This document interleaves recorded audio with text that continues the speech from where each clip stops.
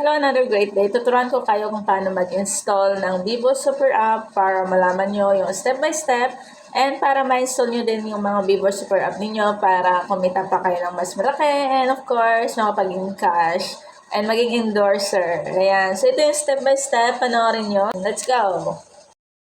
Okay, first step, you have to go to Play Store or Google Apps. And then you have to find or type or search Vivo Super App. And pag tinap mo na yung Vivo Super App, ito yung lalabas, Vivo Super App. And click install. So since na-install ko na, click open na lang po tayo. Ayan. So just wait a minute. Ayan. So ito yung lalabas. And syempre, dito mo na malalagay yung iyong mobile number, click sign up, and then maglagay ka na din ng iyong password.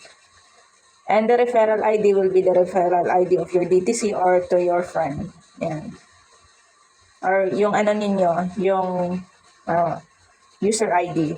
And make sure to log in your 6-digit OTP, matatanggap mo sa iyong mobile number. And click submit.